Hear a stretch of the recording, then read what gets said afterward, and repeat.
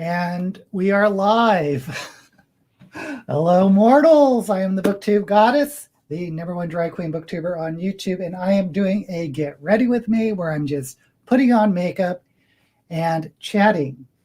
And if there's anyone here, please let me know in the comments. Cappuccino, yay! So I'm having a little crisis. I thought it would be cool to do gold eyebrows, and I don't know if you can see, I was having like trouble seeing the gold, so I tried to like underline them with black. So I don't know what I'm going to do. Oh, some more people have joined us. Audio is good, thank God. We have Scientist Reading World. Hi. We have Lynette, and we have Fit to Be Congrats on 2 years. Thank you. By the way, if you don't know, this is my 2 years. This month is my 2 years on YouTube as Booktube Goddess. And please let me know. I'm going to do later today, like answering questions. And there's a thing on my community tab here if you want to ask me a question, and I'll answer it later when I do the video. Yeah, these gold eyebrows are just hard to see. Let's see. I'd love to see you. Oh gosh. That, I don't know if I have the talent for a Gottmik look, but maybe I'll try. The gang is all here. By the way, someone mentioned last week there is another drag queen that does some booktube videos, Say Kevi, and I may be doing a collab with that person at some point. But we've been talking on Twitter. So, and Blue Black is here. Okay, so I don't know what I'm gonna do with about these gold eyebrows.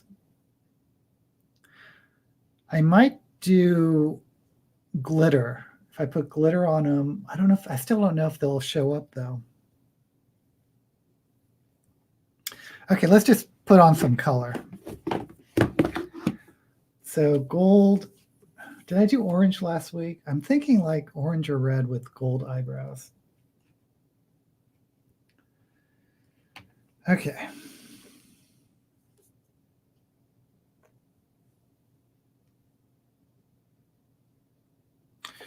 Or maybe, since this is for my anniversary, maybe I'll just do a couple colors, like an orange, a purple, and a pink. That might be interesting. Okay, let's try that.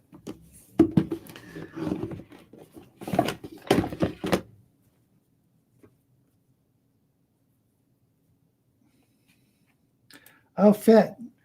So did you get some airspun? All righty. Yeah, airspun is I think what we were recommending. Okay, so we're going to do some. Oh, I dipped into the wrong one. Okay. I have more brushes. Not a problem. So I was going to do pink. Maybe I'll do pink, orange, and purple. That's a little different.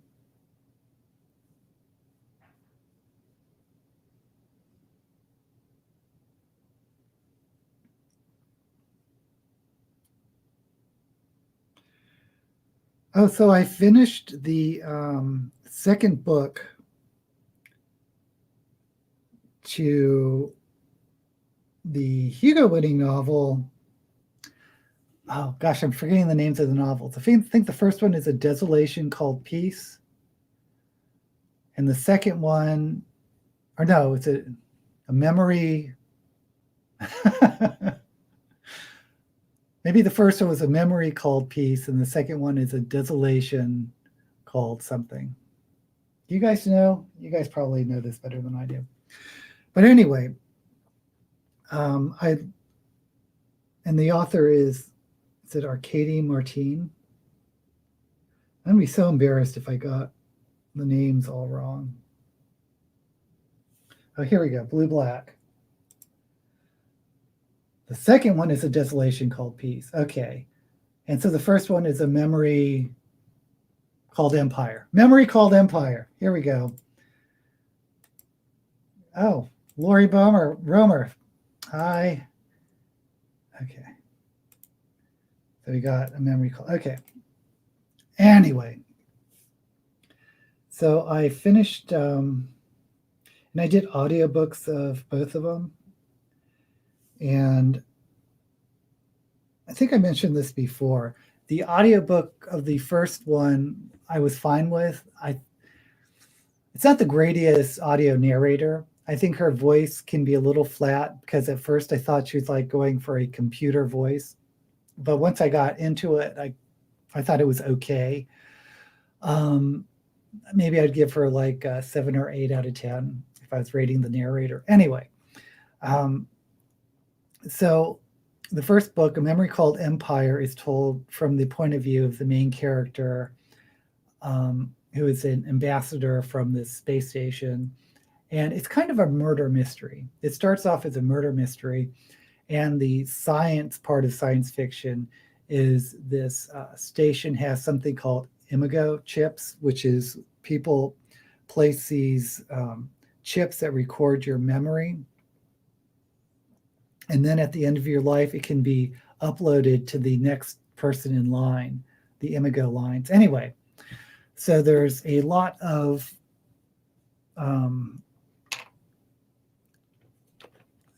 discussion about sort of the ethics of it.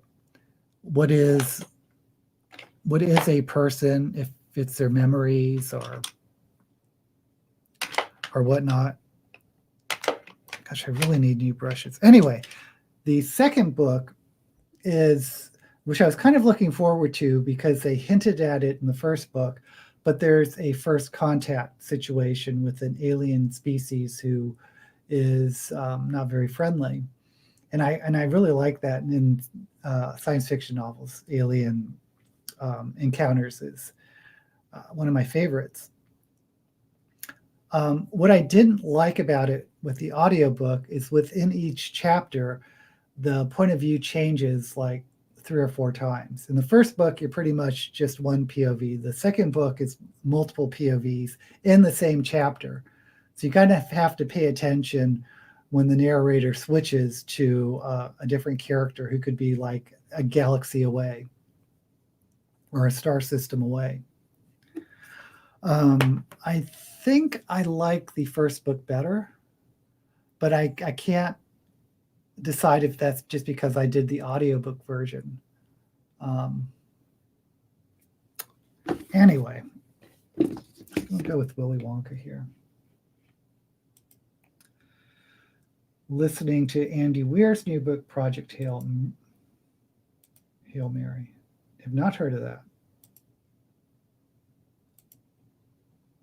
Yeah, I love First Contacts. There's a First Contact in Project Hail Mary. Yeah, and authors, Blue Black liked the second book better. Oh, excellent. One of the best you've read this year. Yeah. Yeah, like I said, I don't think this was my favorite narrator I've ever had in audiobooks. Talking about First Contacts, my favorite, or one of my favorites, is Werner Vinge, who was Joan Vinge's husband, who I've talked about before, who wrote Snow Queen, Joan Vinge. But anyway, Werner Vinge wrote some really excellent alien species. The first one that I can think of is A Fire Upon the Deep. And if you're into science fiction, that is, I think, a must-read sci-fi story. Really, really well done.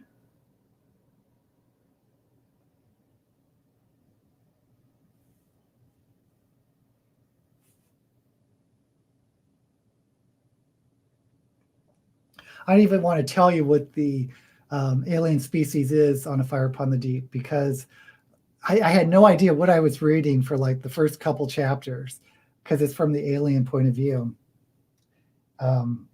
And it switches between alien and human. But when I figured it out, I was like, oh, this is so cool. Okay, doing orange, pink, and then I'm going to go to purple. Yeah. I finished reading Burning God. Oh, Kayla, what'd you think? I really liked the series as a whole. I think the second book was the weakest, in my opinion. Who suggested Becky Chambers? A couple of people suggested it on my Shove It or Shove It comments.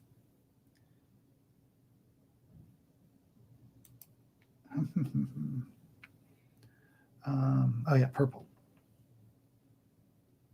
I was doing. Wanted a dark purple.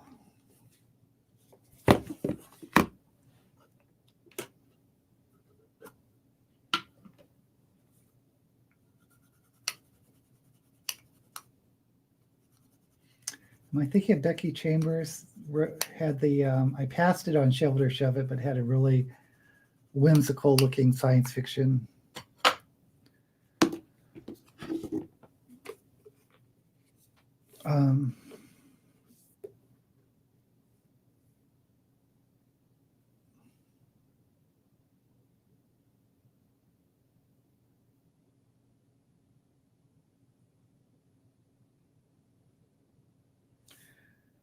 I don't know if this purple and orange are going to blend at all, but we'll see. So I don't know what to read on my audiobook. And if you don't know, I use the audiobook as sort of an incentive to go exercise and go running. Otherwise, I wouldn't. Well, maybe I would, but it does help me get motivated if there's like a little treat. And lately, since COVID, the only exercise I've been doing is some light running.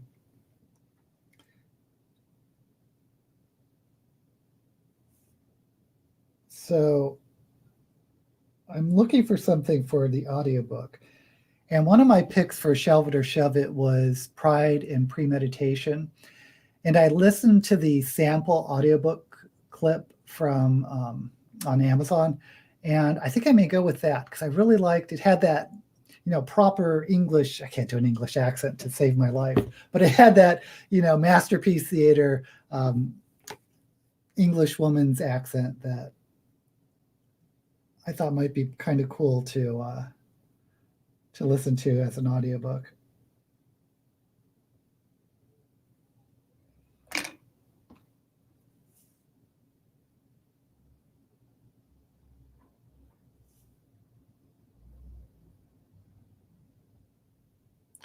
Yeah, purple and orange blend together as brown. I think it's what's going on here. Okay, let me put out the pink. I know I've done this a ton of times, but can you see this on the green screen? No, you can't. That was my teal. I thought teal would look good, but no teal for me.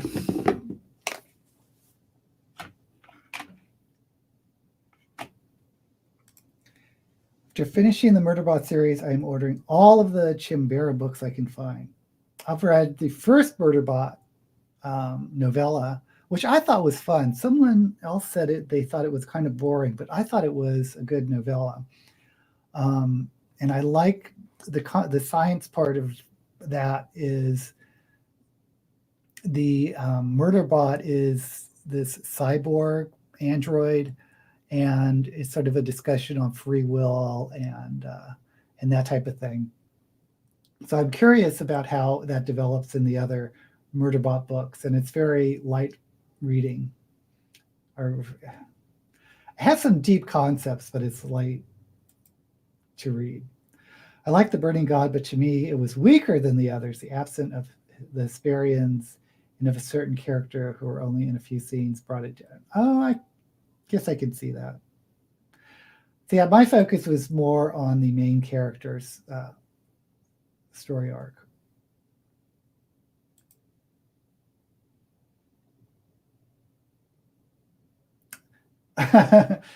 audiobooks make you or motivate you to take a nap? That's always why I'm scared. Oh, you read it already. I enjoyed Pride and Premeditation. Not the best book I've ever read, but fun enough. Yeah, and I think it'd be fun on an audiobook.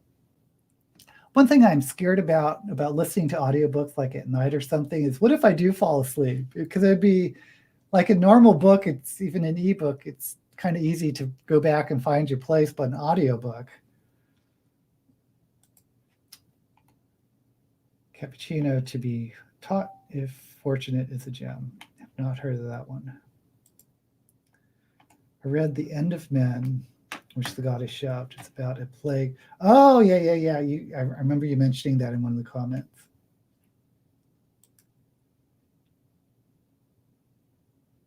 Oh, how's the narrator, Cappuccino, on the Murderbots?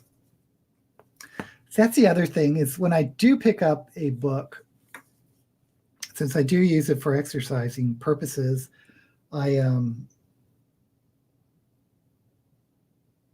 generally like a long book.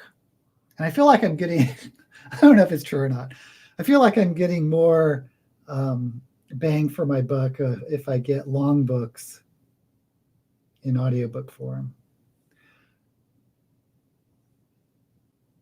Actually, when I used to go for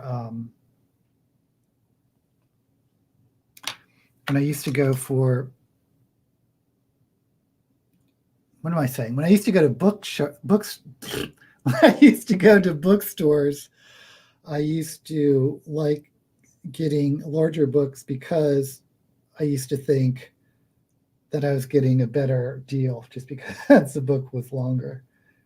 You know, that was the days when books were like between $3.95 to $4.95, and it didn't matter that much how big the books were. But like a skinny book would be the same as a larger book. So I've gotten over that, by the way.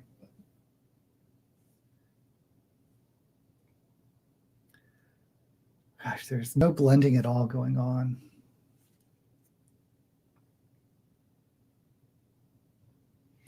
I'm just going to put down some white and then fade it. Where's my white?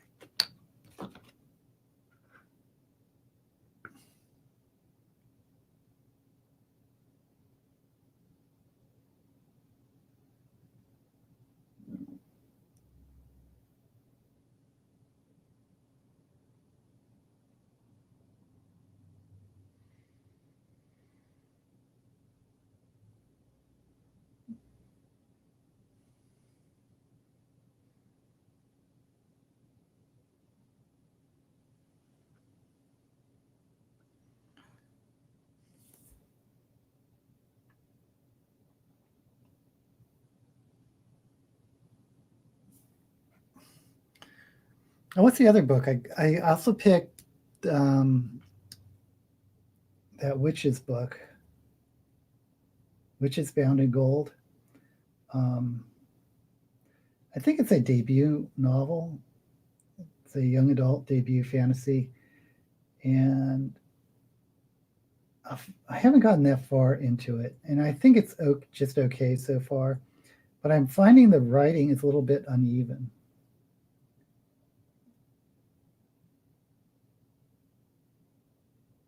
Almost as though the author can be just a little bit pretentious in the writing, and you just run across some of these metaphors that just seem to come way out of left field.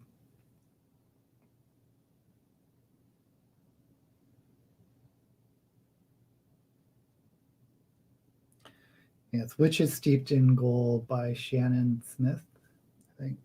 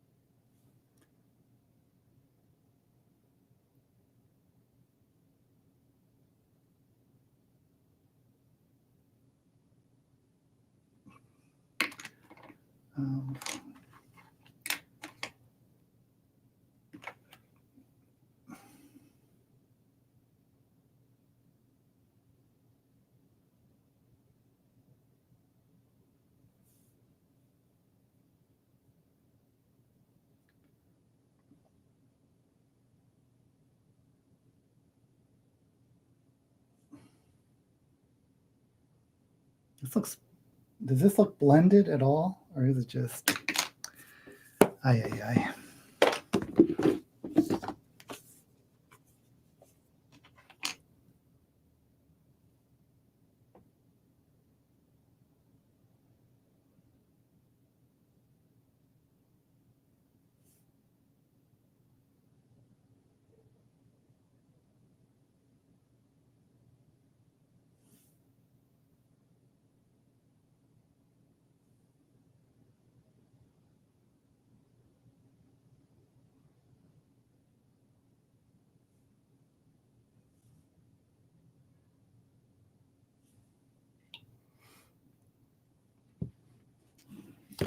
Okay, spending too much time on that.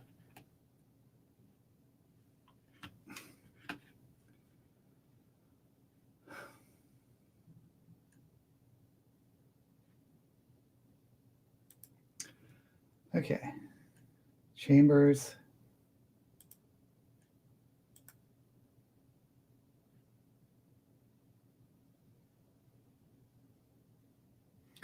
I don't know why that kind of is reminding me of Joanna Russ's Female Man book, because one of the alternate realities where there were all the men died on one of the timelines.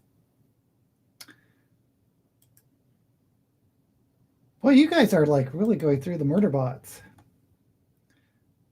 Oh, biography of John Wyndham. Interesting. Yeah. Heard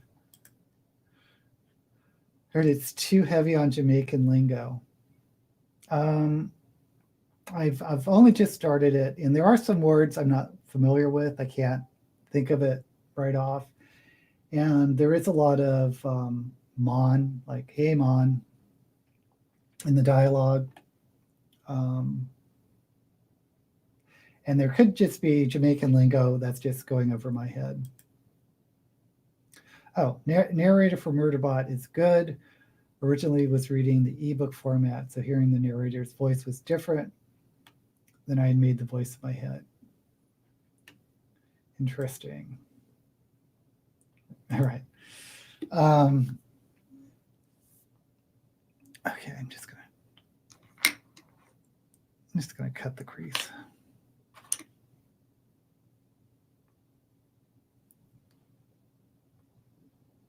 Oh, wait a second. Oh, I just started. I need to put a little bit of black to.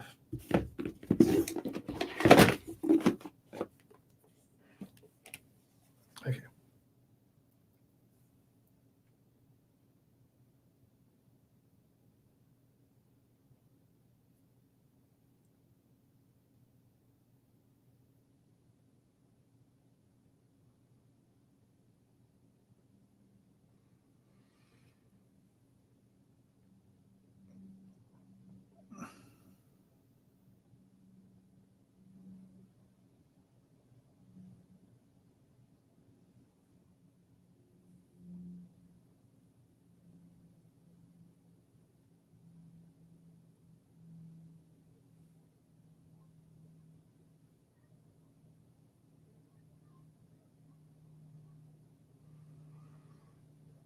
Okay.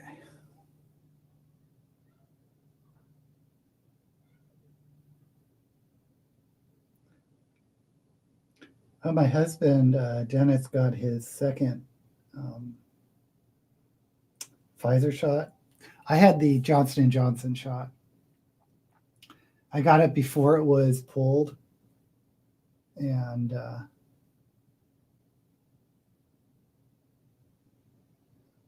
kind of wish I got one of the Pfizers or Modernas. Anyway, so Dennis got the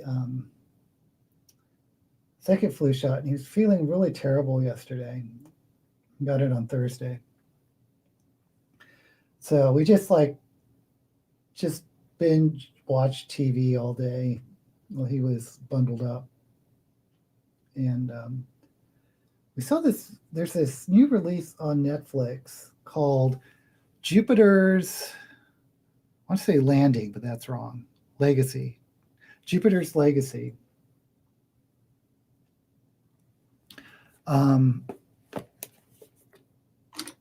Which is there's something, I don't know why, there's just a lot of these series out that are like doing like these dark superhero version things, like The Boys on Amazon, and HBO had the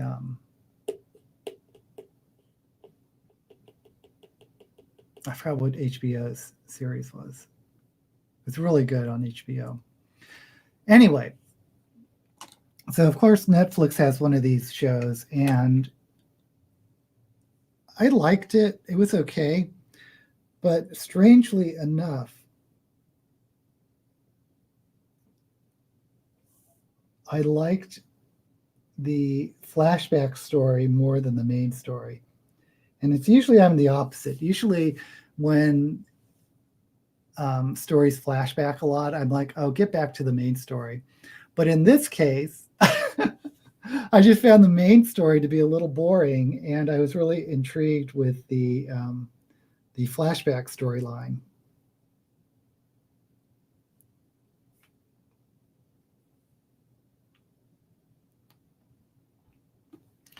Okay, now I'm going to cut the crease.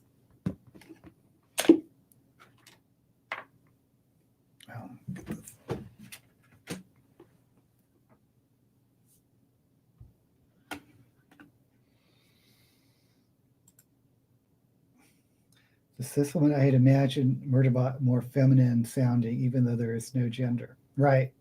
Because at least in the first Murderbot, it was specifically a genderless entity. I'm still on the waiting list for my shot. Oh, wow.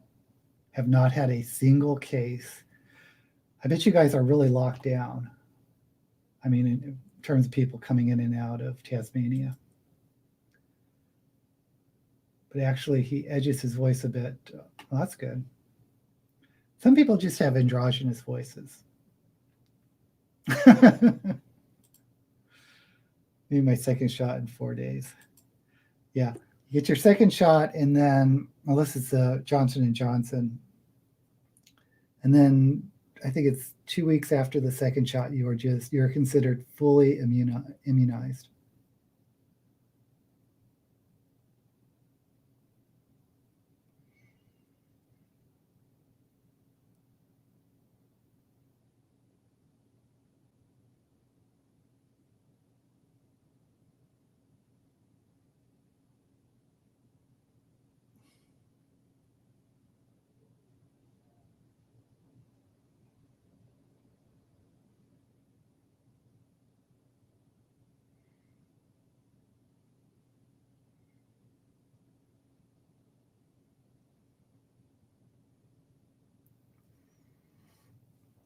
That's one.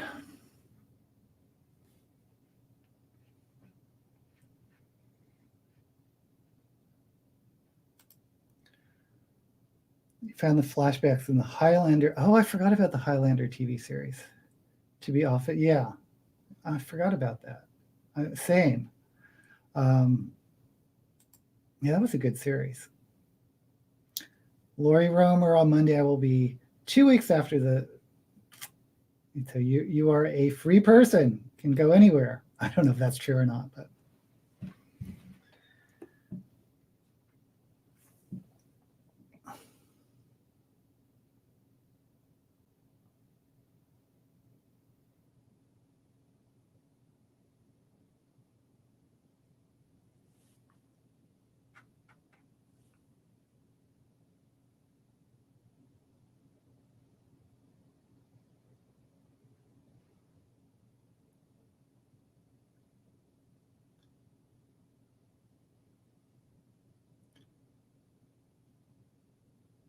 Yeah, I really love the Highlander movies, But that TV show was unexpectedly really good. And that was like mid 90s. It was a while ago.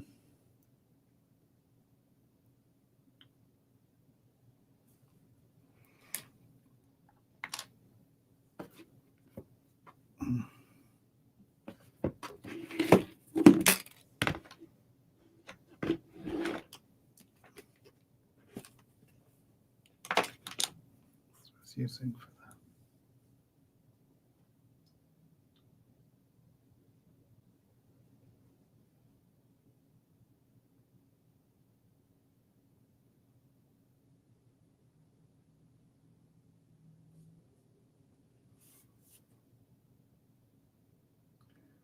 Setting white powder to set the cream.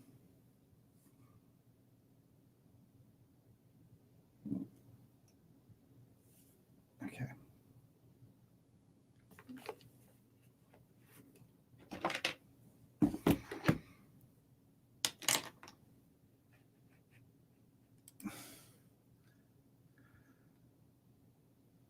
Yeah.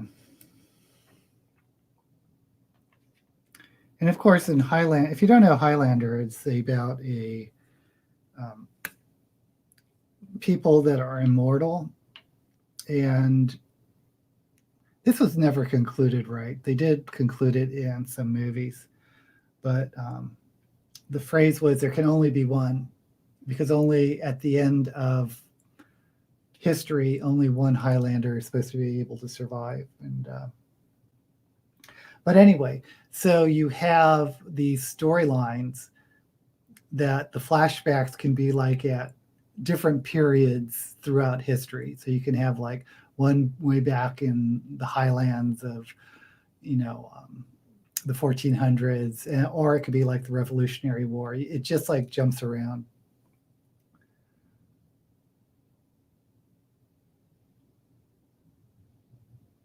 Another, I guess it didn't really jump around in time, but another interesting science fiction series around that time was Quantum Leap with Scott Bakula.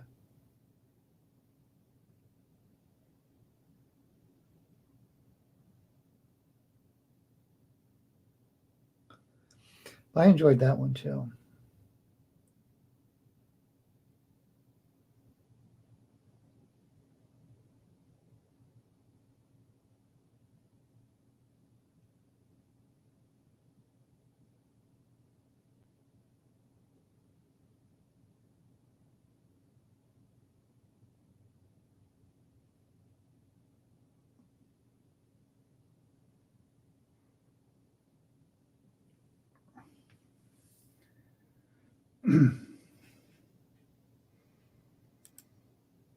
It wasn't included in the TV series. I'm not sure that the TV followed the movie continuity. Yeah, they oh gosh, I forget when they did the I think they did a couple of movies. But I'm sure there was at least one of the later movies that it's probably after the series ended, but they tried to resolve the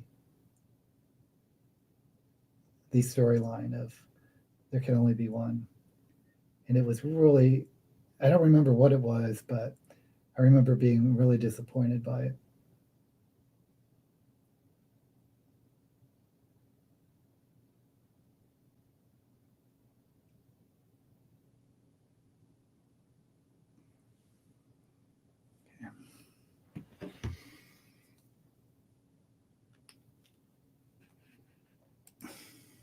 Loved Quantum Leap.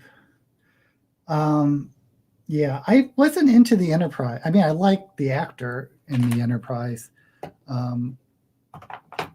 but it was, one of the later Star Trek series that I couldn't get into it. I don't know why.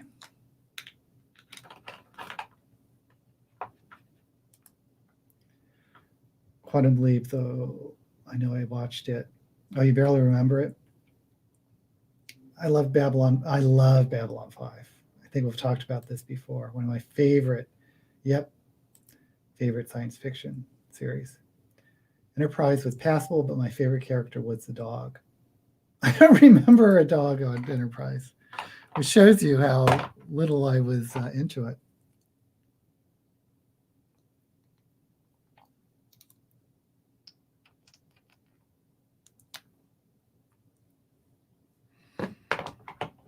Oh, if you want to know a blast from the past, thinking about science fiction dogs, there was the original Battlestar Galactica from mid to late 70s, something like that. And I mean, I watched it and enjoyed it mostly because there was like no science fiction on at that time. There was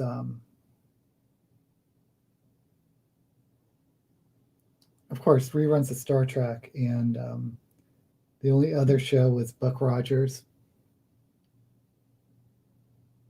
which was pretty hokey. But anyway, the original Battlestar Galactica had a little robot dog that I thought was so cute. And was the dog's name Boxy? Or was the kid's name Boxy?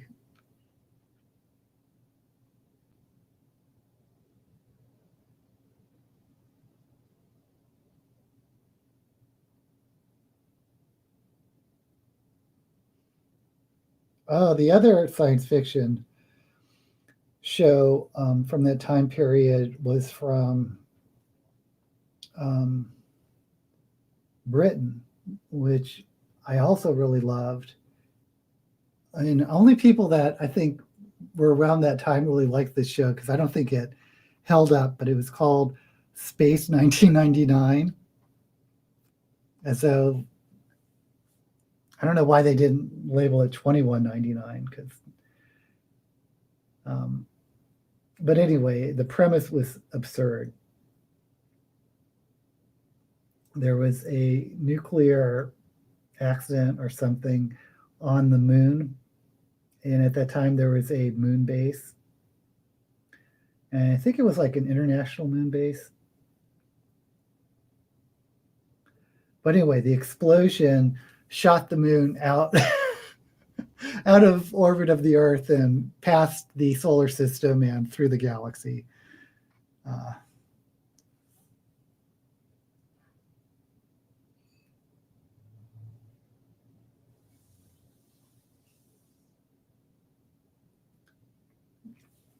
Okay, let me catch up.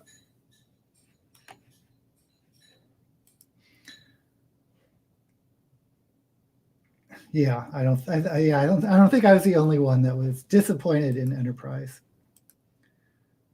Beagle is the cutest. His name was Porthos.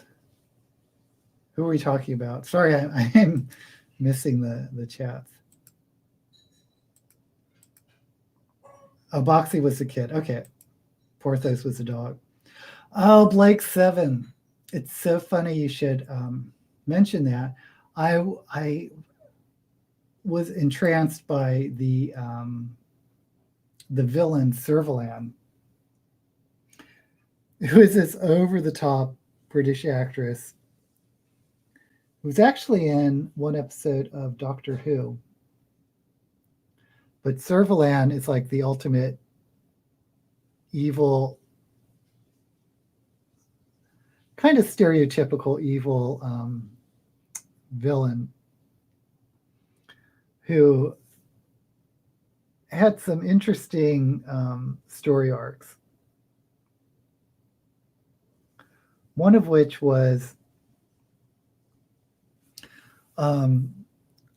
she got involved in these mad plots. There was some type of like galactic empire or something, and then some type of revolution. And she used to be head of like the military or secret police or something. And then she claimed herself to be supreme commander. Anyway, there was this one storyline where she had a bunch of clones of her made. So she decided she was going to, I don't know, release thousands of other Servalans in the world. And I don't know why, but she was psychically linked to all these clones. And then all the clones died. There was some big explosion or something. So all her clones died, and she felt the death of all the clones. So pre this event, she would like wear these long white evening gowns and stuff. And after that, she only wore black in the series. So, and if you're looking for special effects, don't try Blake 7, because it has some of the worst scenes and special effects ever. But if you just like things for story, it had some pretty interesting stories. But as a whole, it didn't make a whole lot of sense. It was called Blake 7 throughout the entire run, but I think Blake, who was like one of the rebels, only was in the first season or maybe the first 2 seasons, and then he disappeared. And overall, the whole story arc doesn't make a whole lot of sense, but boy, there's some fun episodes in Blake 7.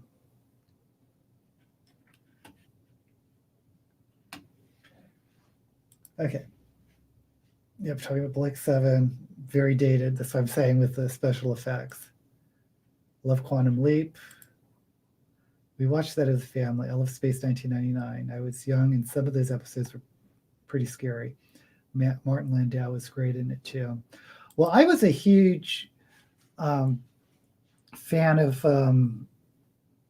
obviously I'm not that old. I didn't see the original Mission Impossible when it first came out, but I was certainly big on the reruns. So I was really into both, from Mission Impossible, both Martin Landau and Barbara Bain.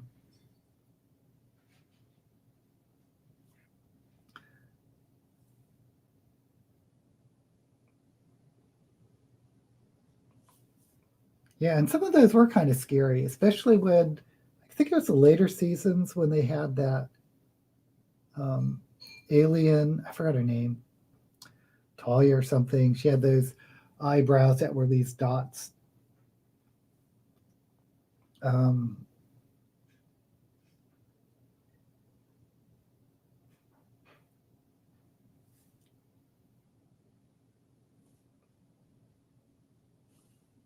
But yeah, there were some spooky episodes, depending on how young you were. Also, the old my favorite, in my opinion, and I think this is universally the opinion of everyone. I'm just kidding. But that Tom Baker is the best Doctor Who. But if you go back and look at those old Doctor Who's from the 70s and 80s, they had some of the best writing, and I think Tom Baker is the best actor who ever embodied this alien Time Lord. But the special effects were so bad. They were so bad. And I know a lot of people these days, young people, just can't get into these old shows that might have good storylines, but just don't have the special effects and the budget that is common now. Yeah, Servalan's outfits were amazing. Oh, you remember the clone episode? Yeah, if you've seen that episode, that one I don't know who the actress was that played Servalan. If you Google her, Servalan Blake 7, she has this like really short, it's not even a bob, but really short haircut that, and these very striking features, these intense eyes, a very strong nose. Beautiful, but in a different way, not conventionally beautiful. Avon, yeah. And there was a thing between Servalan and Avon. Blake was in the first 2 seasons and the last episode. The final episode was, the final episode. I don't remember it, but the only thing I remember about it was just so confusing and weird and bizarre.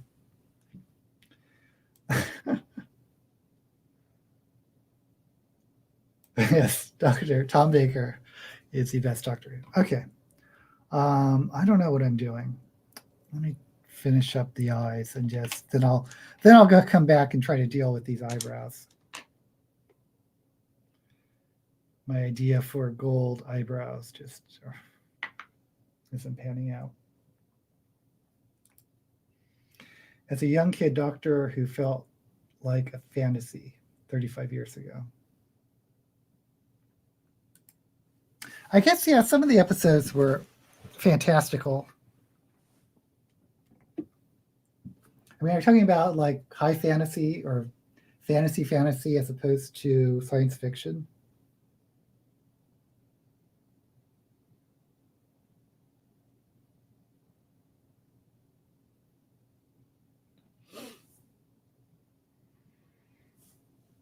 Of course, everything is under the umbrella of speculative fiction. And speculative fiction was coined by Robert Heinlein. And it encompasses science fiction, fantasy, horror, supernatural. Everything falls under speculative fiction.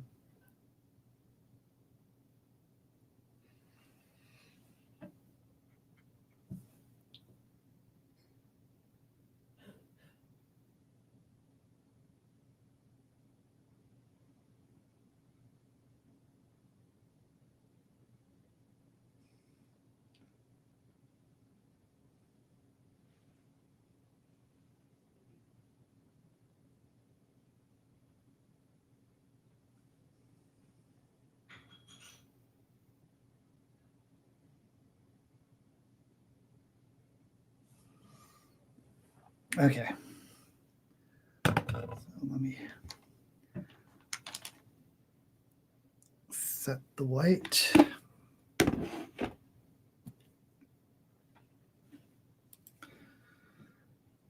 The classic Doctor Who was, I think, always a bit corny with special effects. I think for budget and also because it's supposed to be for kids and families. Yeah, definitely didn't have a budget. Those early ones, anyway. Definitely sci-fi. I meant it felt like I was watching something fantastical. I meant that like Flash Gordon were so mind-blowing. Yeah. Doctor Who is what sparked my love of history. Interesting. The early stories were mainly historical stories. As a kid back then, special effects were all new to me. I think for classic doctors, I like Tom Baker and Sylvester McCoy. To be fair, I have seen limited number of classic episodes. I'm mostly a new Who fan. Well, I think the most interesting Doctor Who is if you can find what's his name? John Pertwee. He's the one just before Tom Baker. And I only saw him on like reruns when it was on PBS.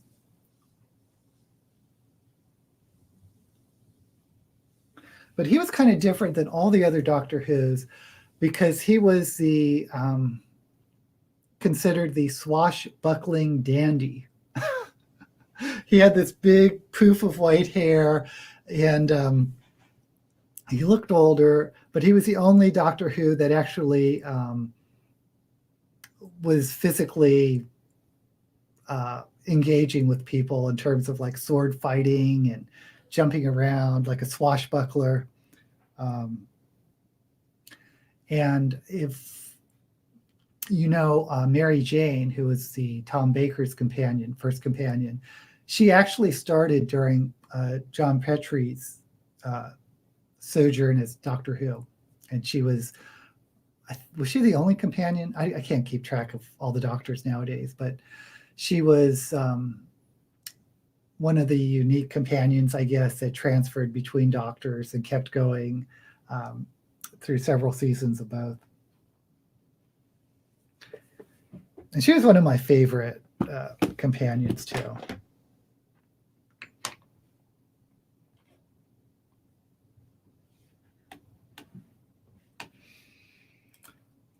Oh, John Pertwee. He was the action doctor, yeah, kind of like 007. And he had like a cape. And he had this, I think, a yellow vintage car that he had some name. He called it Betty or something. That's wrong. He called it something. Remember searching French history after watching The Reign of Terror. Oh, that's great. He did some kind of Martian martial arts. Right. Sarah Jane Smith. Bessie, that's it. Thank you, Lynette. Bessie was the name of the car.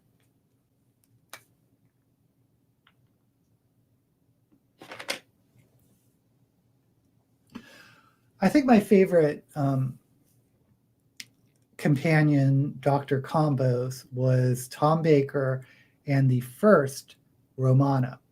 And Romana was a Time Lord or Time Lady. I think it was the Doctor's only Time Lord companion. But anyway, she followed Leela, who is this barbarian who was sort of the foil to Doctor Who. But the first Romana was a very, very young Time Lord who just graduated from the academy with the top honors. And Doctor Who was apparently didn't have high honors or whatever, but it was the complementary experience versus education that always came up between them, because she knew how to do things properly, but he knew through his experience why what she was taught. Am I explaining this right? But I really like that push and pull between them.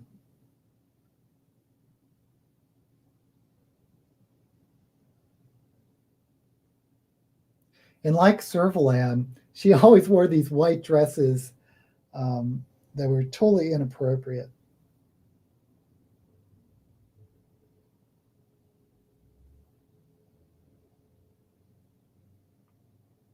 At least she started with wearing those white dresses.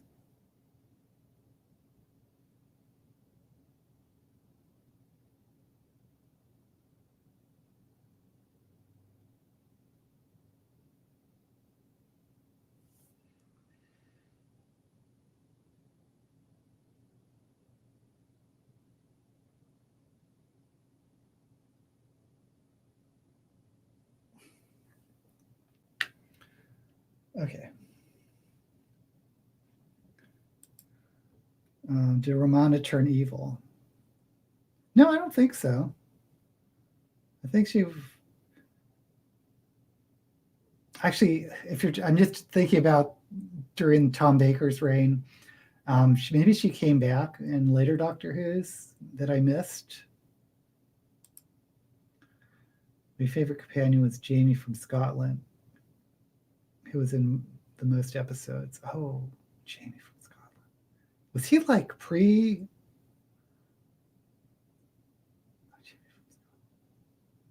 He wasn't during Tom Baker, right?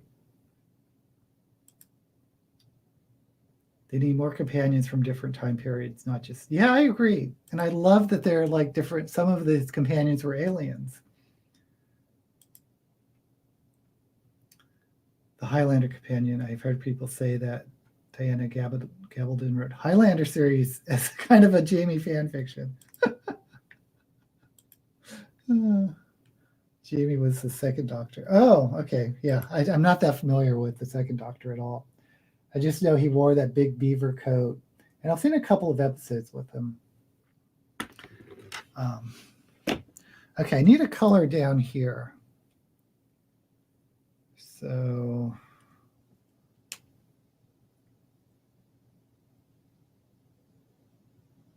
thinking of like sky blue maybe, or maybe gold. I'll do gold down here again just to match the eyebrows, I guess.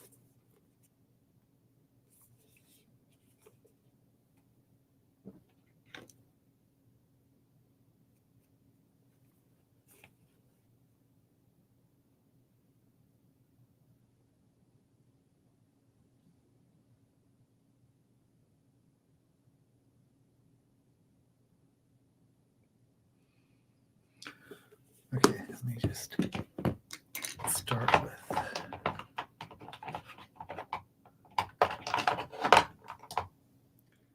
I know, I feel like I'm all over the place. Oops. Not that. Where's my gold? Here it is.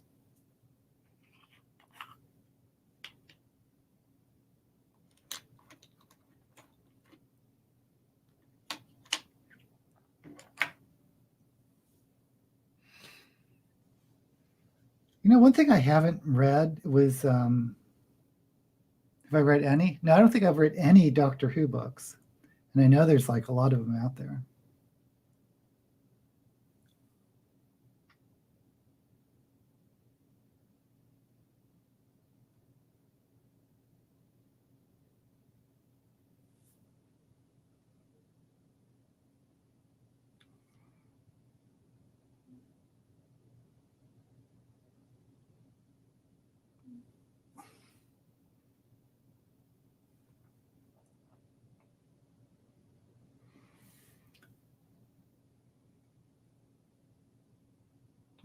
But then again, I haven't read many Star Trek novels. I've read a few Star Trek novels, but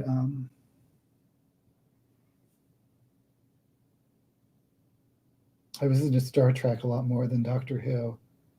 But even then, I haven't read that many of the novels.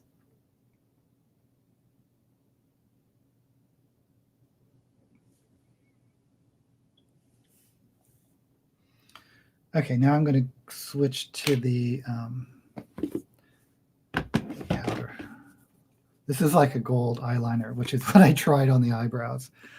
That didn't work. And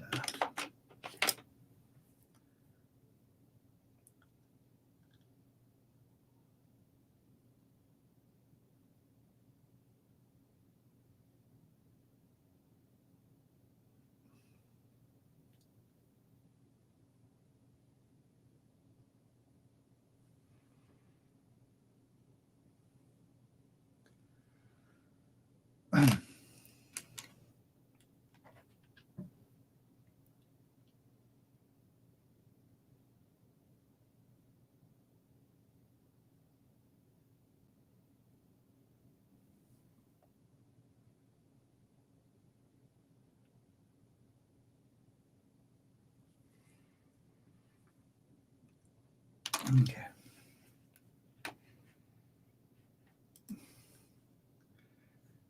Yeah, I remember Jamie now too. I was trying to place him with the Fourth Doctor, but very first crush when I was at 10 years old. Aw. Man in the kilt. What you gonna do? Yeah. I think Star Trek used to like have guidelines for their authors.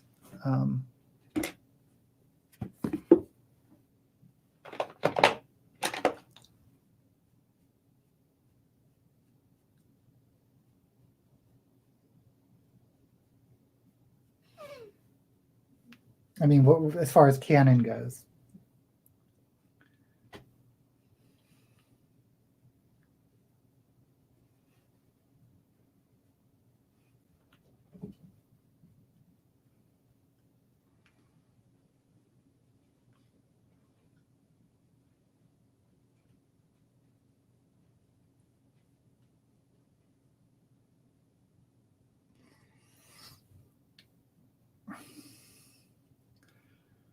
Okay, let's put some more color back on.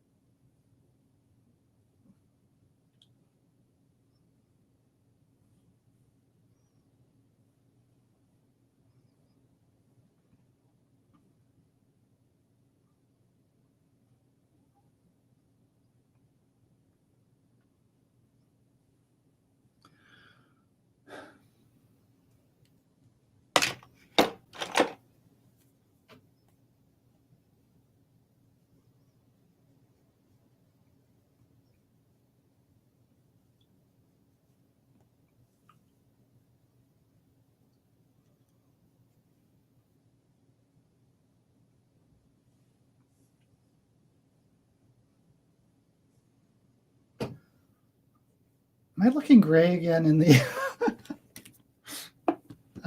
boy.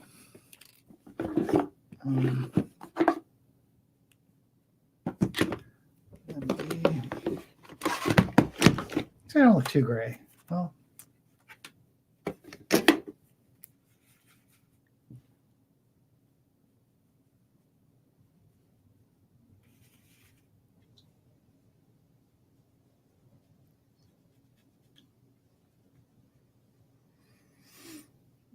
okay. If you haven't been noticing, I've been avoiding my eyebrows, but I think I need to address them. The gold just is not showing up as eyebrows.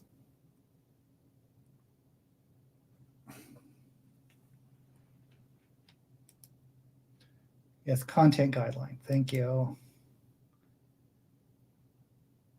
Yay, Mother's Day presents. Happy Mother's Day. Yes, yes. A grumpy cat pop. No one was available. And a jigsaw puzzle of dinosaurs. Nice.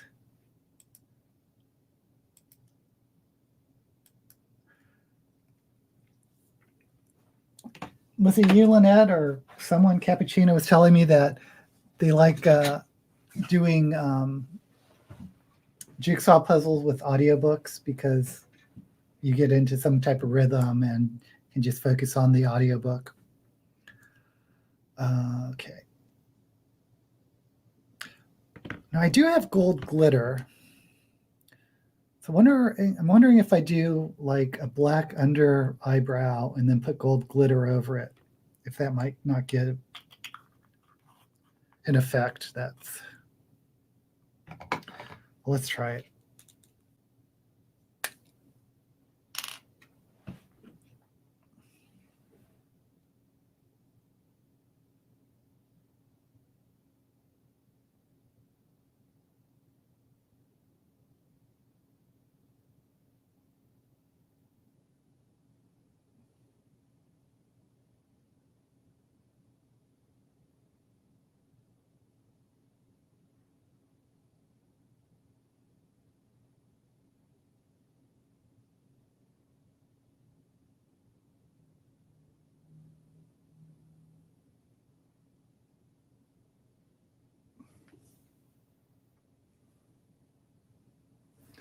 You definitely see them when I put black, fill them in with black.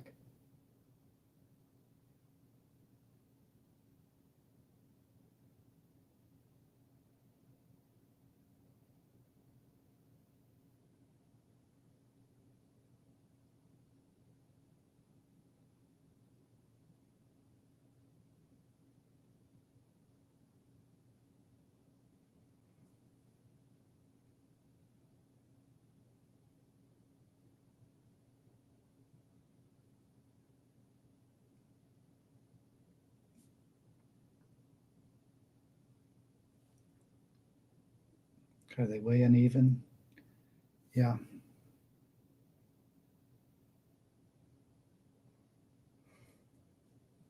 Actually, I'm going to have to close these eyebrows. I was doing like ombres, but I think I have to close these eyebrows if I'm going to do glitter.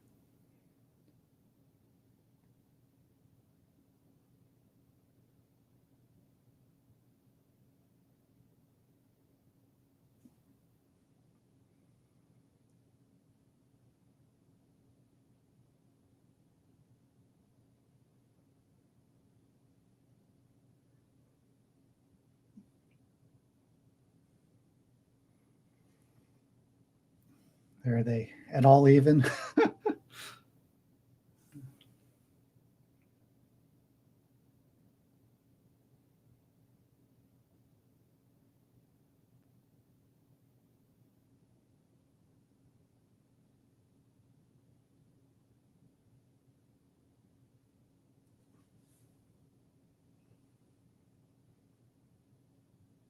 Okay, good enough. So let me do my lips while these dry. So I want them dry before I put down any glitter glue.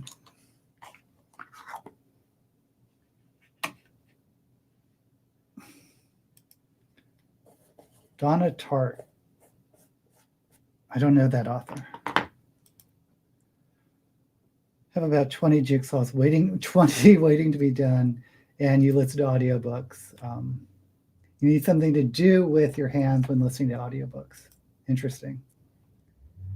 I read The Goldfinch. It was nice, but I don't get why they had the hype. I know it had a lot of hype, but I haven't read it, so I don't know. But I've seen people do jigsaw puzzles while listening to books in vlogs or doodling or sketching. Doing something with your hands helps. You choose knitting. Oh yeah, have you checked out Kalinati? She does that. I forgot her series, Stitching and Reading or whatever it is. I try to match the puzzle to the books. Oh, that's cute. So I'll probably do this dinosaur puzzle when Peter Klein's new Outland book is available. Outland books are sci-fi portal books.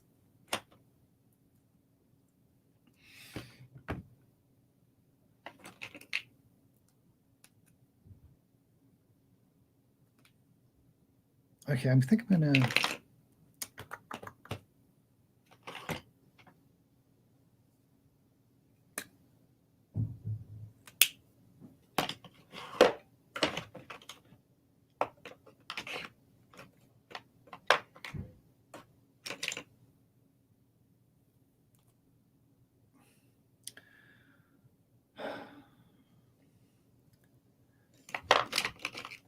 Oh, I hate doing lips.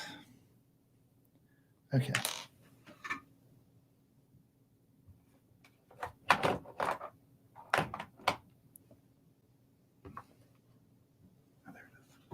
Looking for the sharpener.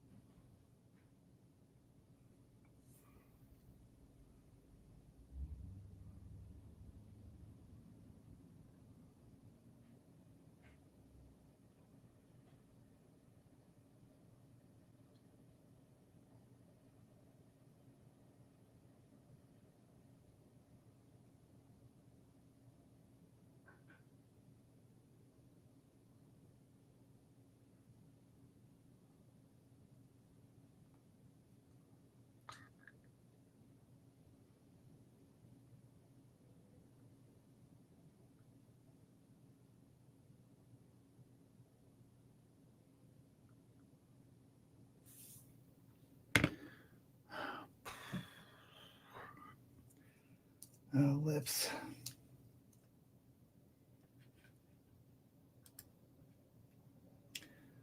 Kayla, since it's your Booktube anniversary, I was wondering how you found out about Booktube. Yes. Who was the first? I think the first person that I saw that I thought was really funny,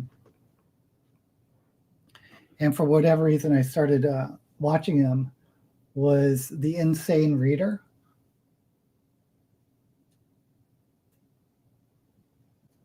And he changed his channel name to Caleb.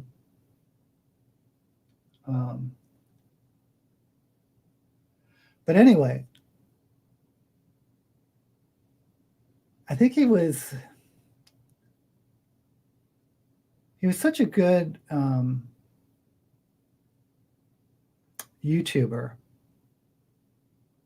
in terms of personality. And he had a pretty significant channel. But I think he's been driven off of Booktube because he just got so many negative comments.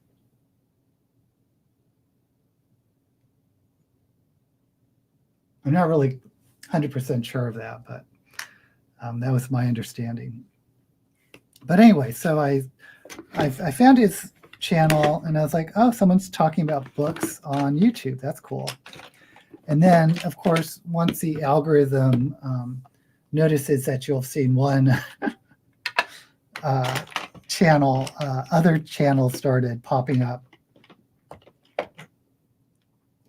in my recommended feed. So I started realizing there are quite a few people that talk about books.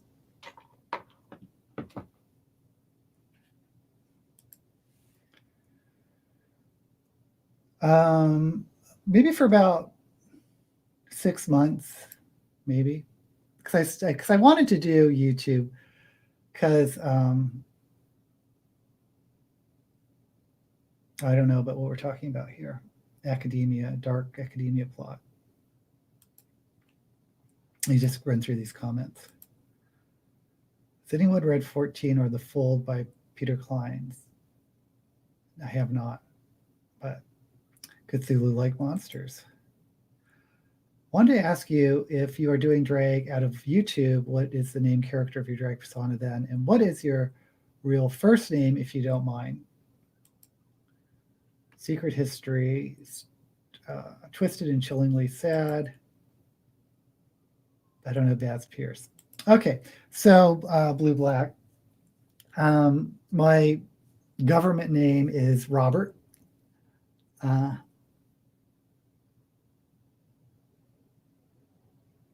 And pretty much I've just developed this character just for Booktube, the Booktube Goddess.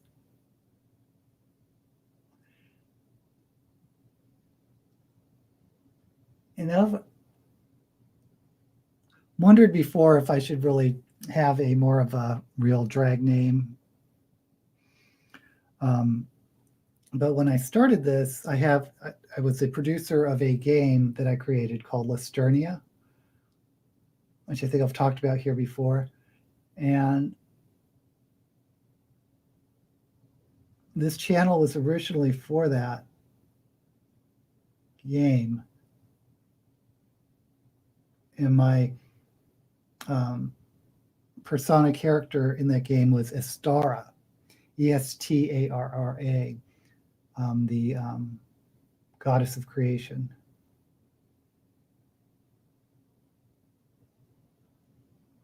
Oh. So that's how the whole goddess thing started.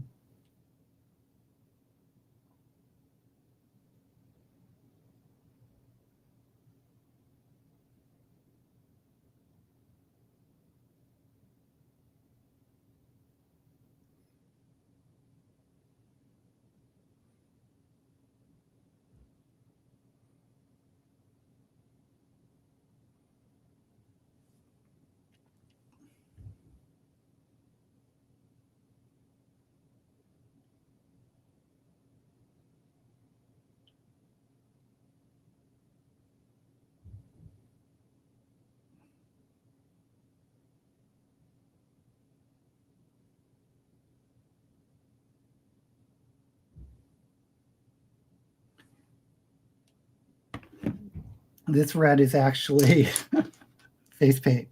So let me cover that with some real lipstick.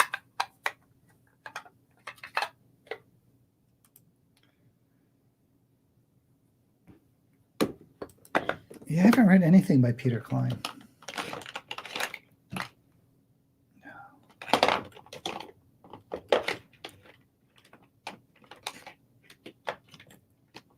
I know I have red lipstick somewhere.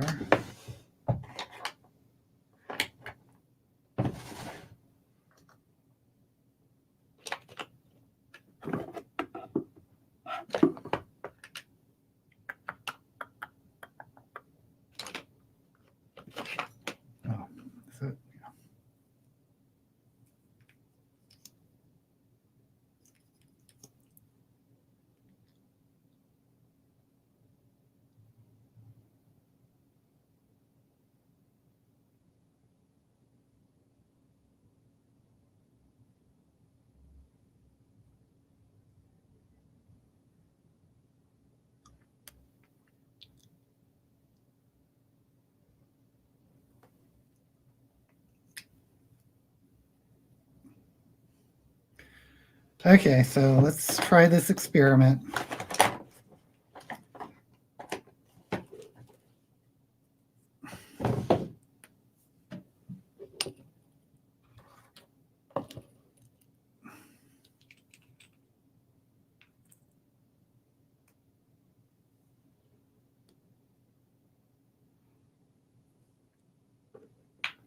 I'm going to put this glitter glue over my eyebrows.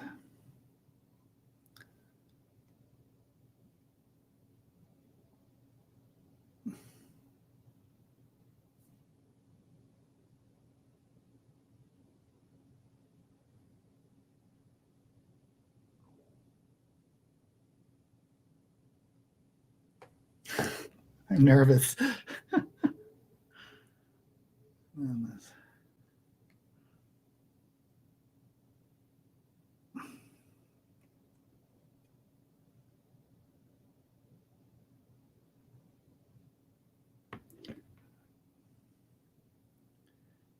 lot more glitter.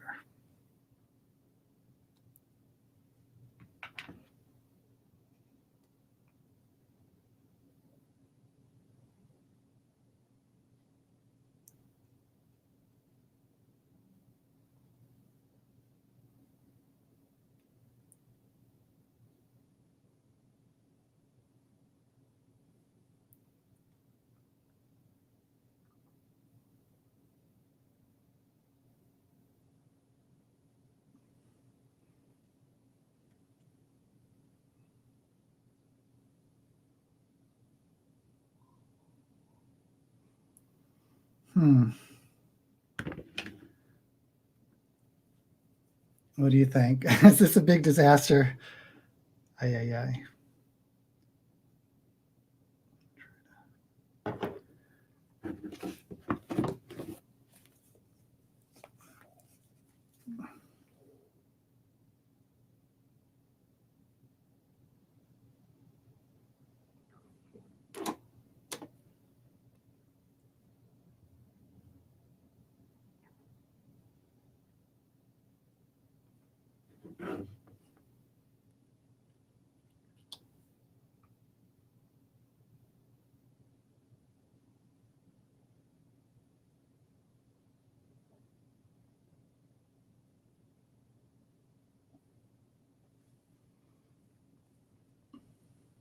Well, what do you think?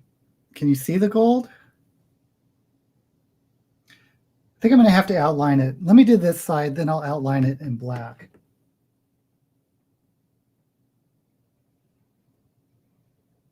Oops.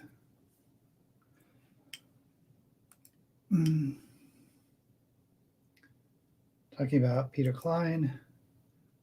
Are there any kind of booktube videos you find boring? Wrap-ups, TBRs, hauls, etc. I don't know specifically if I find any particular type boring. I personally don't normally look at many haul videos.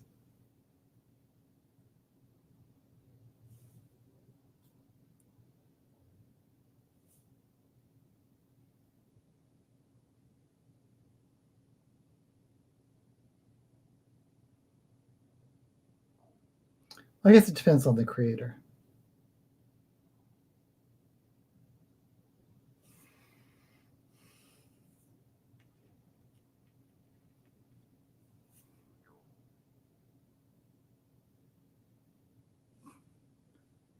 Easier if I just put these on by hand.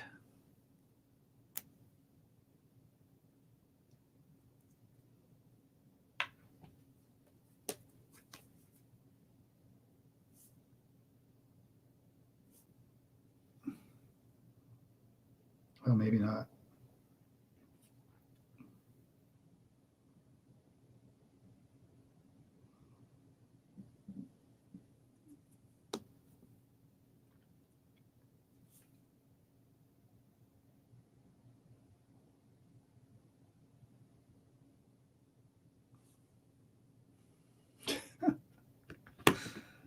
Oh, what a mess.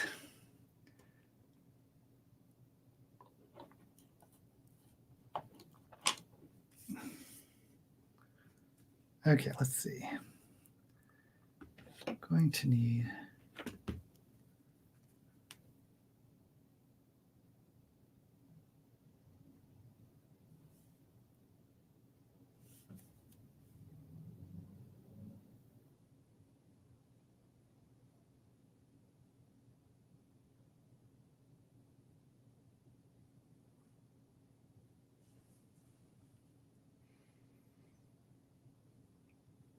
What do you guys think of this glitter?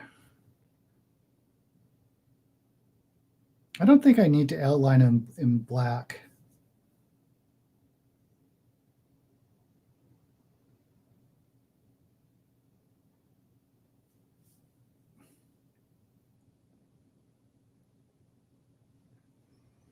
I do think I need to put them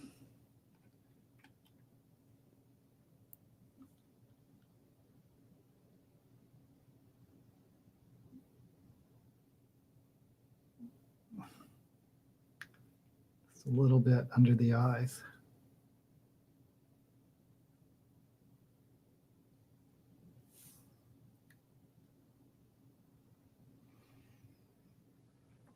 Okay, if I'm going to do that, I'm going to go with red glitter lips too.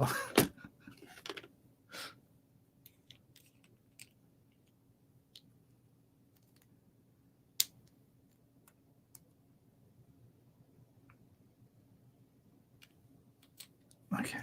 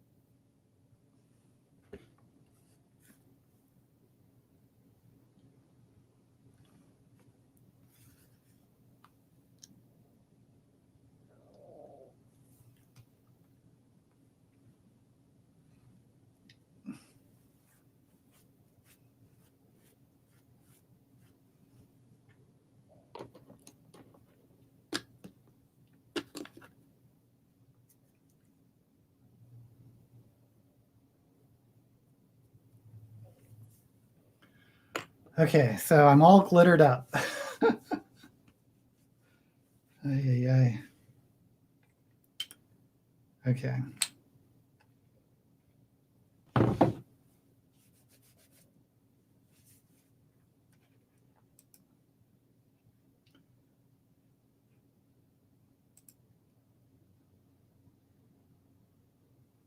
Oh, the top of the brows.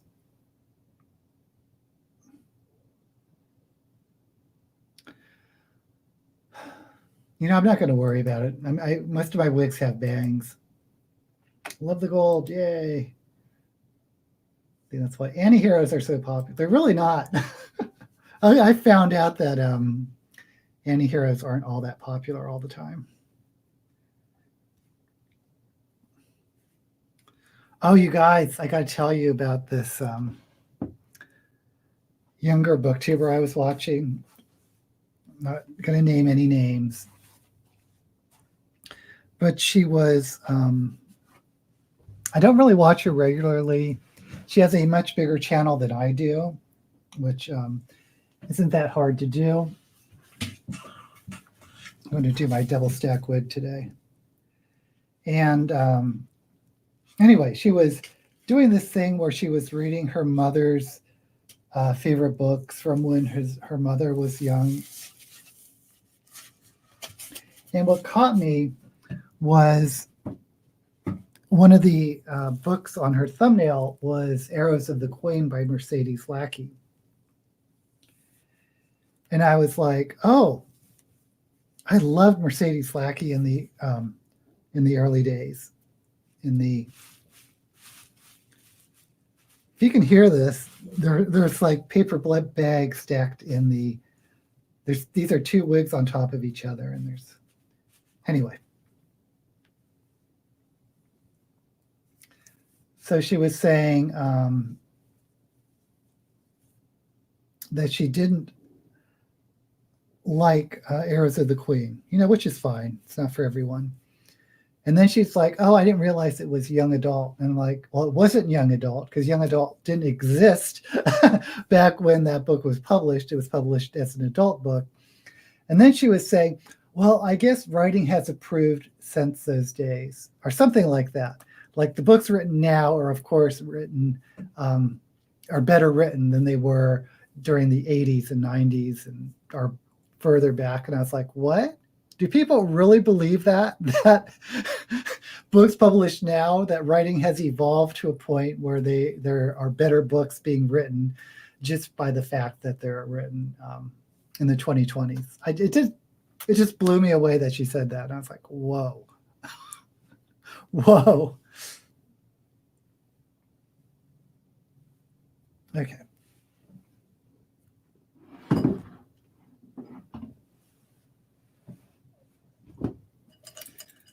So I was just going with some gold earring.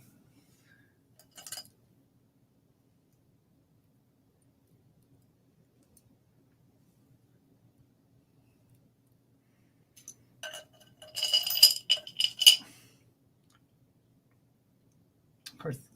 Oh, almost did it again. Forgot the eyelashes. Almost did it again. Okay, I'm going to go for some new eyelashes today.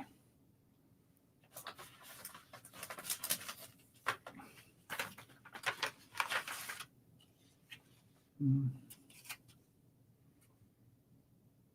these are crazy.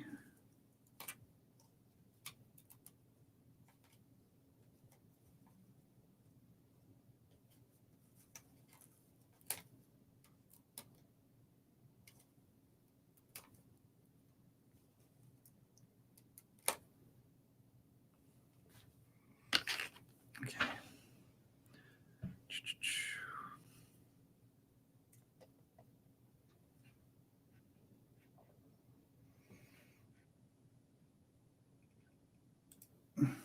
Glitter and shine helps. Oh, good. With the eyebrow contrast. Sounds crunchy. Sharing my favorite villain is. I don't think that's necessarily true, although certain problematic tropes have died off in modern writing, which is good. But not all books written in the past are worse compared to books now. Yeah, and she wasn't talking about tropes. She was talking about the writing style. We're writing for Sentry, yep.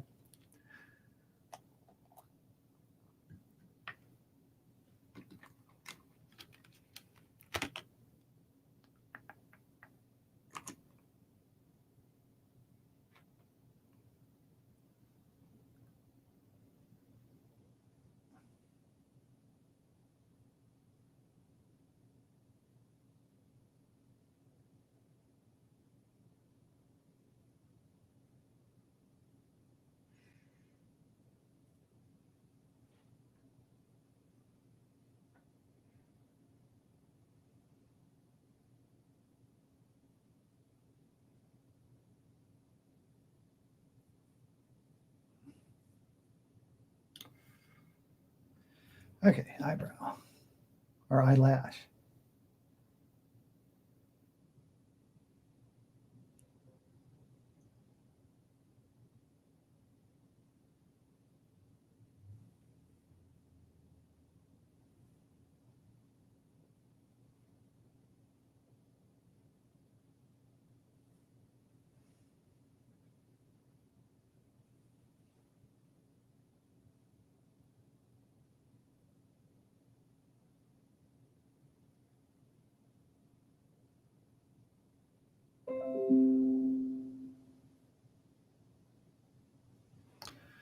Okay, one down.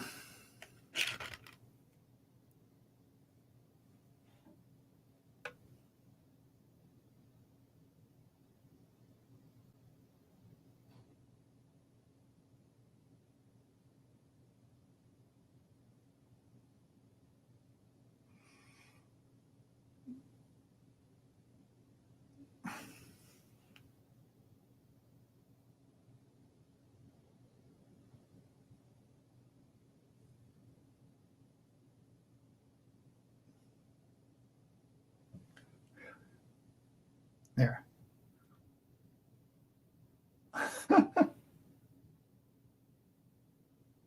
Okay.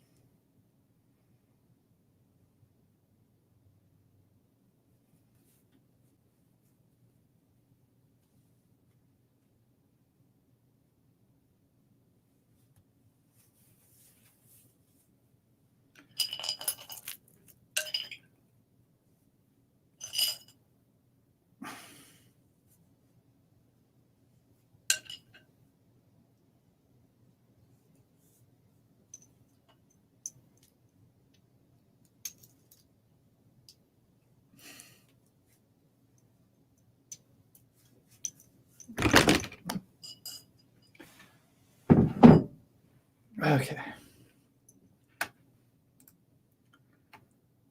Our sensitivity and our cultural standards for certain content and language have definitely changed, mostly gotten better.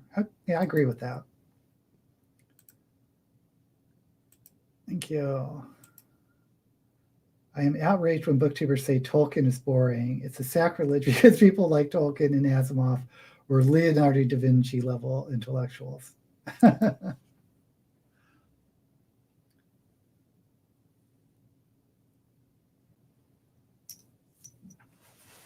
Yeah, because what I say about Tolkien is that if you're into fantasy, you should know that no fantasy written today would exist if it wasn't for Tolkien. So if you're interested in the history of the fantasy books you read and want to see the origin, you might want to check out Tolkien, even though he's a older writer from a different time. That's a cis white writer, whatever. Oops, all true, but he still was responsible for the genre existing as it does today.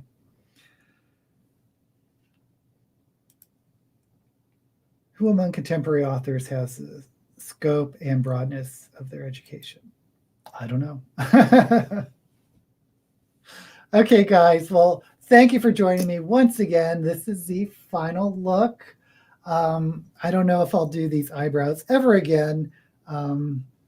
Maybe if it was a different color glitter, our base color, rather than gold and yellow. If it was like blue or purple, I think it would pop more than this gold does. This is my crunchy wig. I mean, it's literally crunches.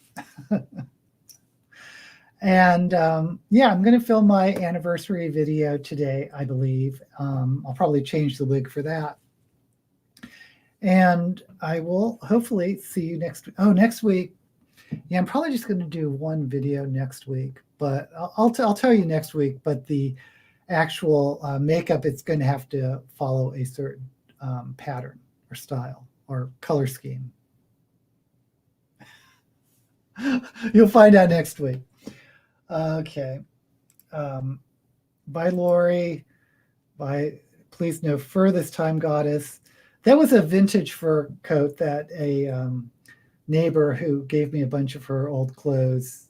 Like, I am definitely not for fur, but vintage fur that's existed for 50 years.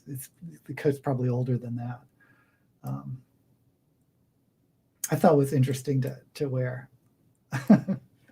Okay, thank you again. Thank you, everybody. And until we meet again, may all the books you read be blessed.